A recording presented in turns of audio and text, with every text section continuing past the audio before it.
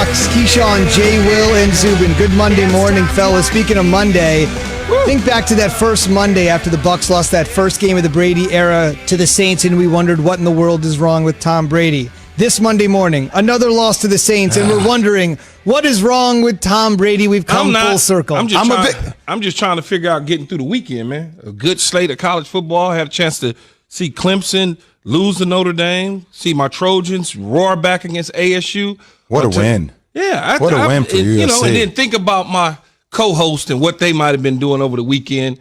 And then I eventually got to the NFL football, but that's been my weekend. I appreciate the cooking video you sent me. It's very, I love that you forgot. You're chopping up some carrots. Was it some carrots I was chopping up? Yeah, I mean, you always sending me cooking videos. I swear you need to have your own cooking show. I was trying to teach you a little something. That way, you know what I'm saying, Zubin? If you reply back to us on our group text, then you can see some stuff too. Don't hold your breath on that. Just being honest with you. You're rubbing off on me. That pure honesty is rubbing off on me. I just want you to know, Zubin, I have a victim complex. What's going today? on? Because I'm a victim of wanting to believe in the Bucs and Tom Brady. And Key just poured gasoline all over the fire because I know he's going to continue to burn it out today. So Keyshawn was right. I concede. He was right about the Saints. Well, let's not do that yet. But what I would say is you watched that game last night, obviously, and another slate of games yesterday was pretty good. Quarterback play at times is up and down, depending on the games you were watching.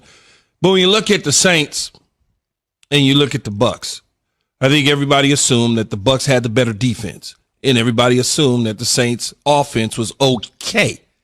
But if you go man for man, Bucs offense, Saints offense, you go man for man, pick and choose.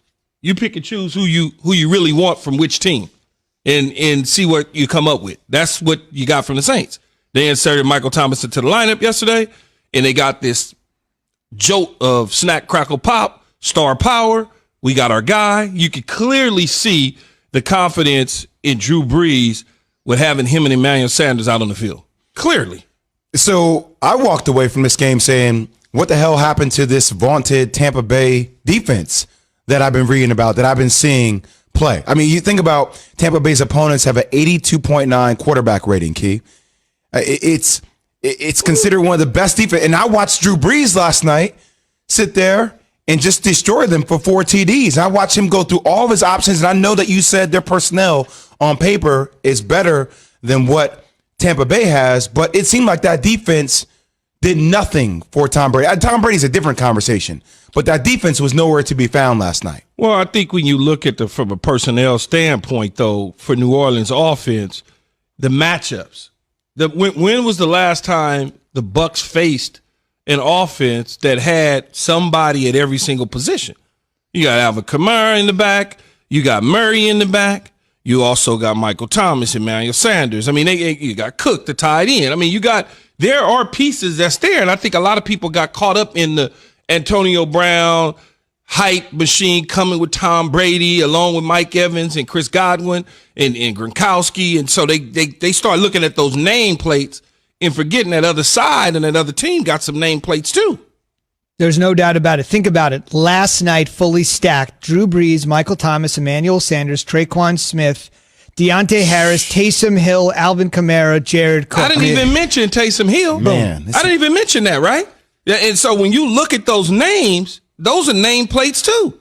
But everybody get caught up in the Leonard Fournettes, and everybody get caught up in the Mike Evans. But they got to realize Sean Payton is a play caller too and knows what to do with guys. As long as he doesn't get cute, because Sean has the tendency at times to start calling plays that make you go, Sean, what are you doing? And so last night he did not do that. Last night I thought he called a hell of a football game. He utilized Taysom Hill when he needed to, even to the point where Taysom Hill throws a deep crosser to the tight end, which I didn't think he was going to do when he got in there, and neither did the Bucs. That's why the tight end was wide open, because the Bucs anticipated, okay, all he's going to do is drop back, fake like he's going to throw, and then take off and run. He dropped back and actually ripped it. Key, take me through, for Tom Brady, because I know he threw 3 picks last night. He wasn't vintage Tom Brady. But it seemed like one of those picks was just a horrible pass. The last pick just seemed like it was a really bad pass. I might have been the first one got tipped. The first one got tipped up. The second one seems like there was miscommunication between him and Antonio Brown. The tip was a good play by the defensive lineman. That was just a good play. The second one was Antonio Brown. Seemed like he stopped. That could be miscommunication. You think about it, Jay, and we were talking at our pre-production meeting, and as I looked down the stat line, prior to looking, just my eyes telling me early on in the game, they were trying to get Antonio Brown involved, in my opinion, too much to the point where you got Chris Godwin, you got Mike Evans with 6 targets, and here it is, Antonio Brown with 5 targets. It's like, well, wait a minute, man. He only been here a week. You should be force feeding those other guys the football and kind of just letting Antonio kind of just get his feet underneath him. Early in the game, they tried him on the deep post, which was a good shot. Tom Brady almost got it picked off, a little slightly underthrown, but Antonio Brown didn't clear the defender enough for Tom to even be throwing that football. If there's any other quarterback in the National Football League taking that shot with that particular receiver, he's being ridiculed because Tom probably shouldn't have thrown that ball. In my opinion, there's no way he should have thrown that ball. Key, this is going to sound he wasn't clearly open. It's going to sound like a crazy comment, but hear me out on this one. If you live with somebody, does that put subliminal pressure on you to a degree to feel like you need? Think about it, Zubin, for a minute. Like, I never lived with somebody either. Not as a grown man. The fact that AB is living with Brady. Does that put some kind of subliminal pressure on you to right out of the gate make it work a little bit more? Considering, look, this is somebody I have a lot of familiarity with. We're around each other all the time now. We're trying to build upon that camaraderie. Like to a degree, it has to some degree, right? I don't know that Antonio Brown is a hell of a football player. That's the pressure. The pressure is that he's good, that you want to get. You want to get the ball in his hands. You think about what he did in his first game against the Miami Dolphins when he was with the New England Patriots. They put an emphasis, Belichick and Josh McDaniel and Tom Brady put an emphasis on getting him involved because that's what happens usually when someone acquires a new toy, whether it's the Kansas City Chiefs and Le'Veon Bell. The moment that Le'Veon Bell was available to them, they start utilizing him. Mm-hmm. And that's what happens because the guy's a good football player. But sometimes, in my opinion, what you ought to do is use them as a decoy. You don't have to you don't have to force the football to them.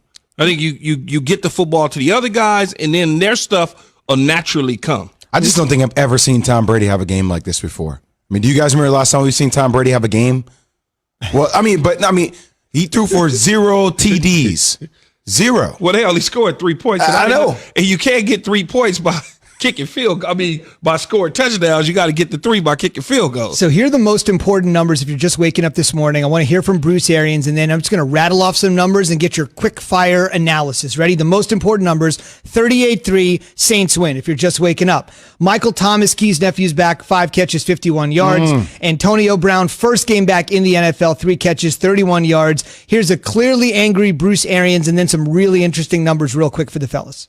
Second half, I thought we got to turn over and we don't score a touchdown. I thought that kind of was end of it right then and there. And but I mean, I have to give New Orleans credit. They kicked our ass in every face.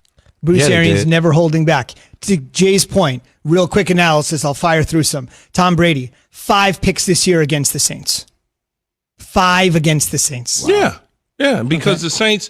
It's a division opponent, first of all. And when you have a division opponent, I think I said this last week as we continue to talk about and rave about the Buccaneers and their offense and what they could do. And it's a division opponent. When you have a division opponent, no matter who the quarterback is, you're going to know in their tendencies and certain things that they do. The Bucs and the Saints play each other twice a year. Mm-hmm.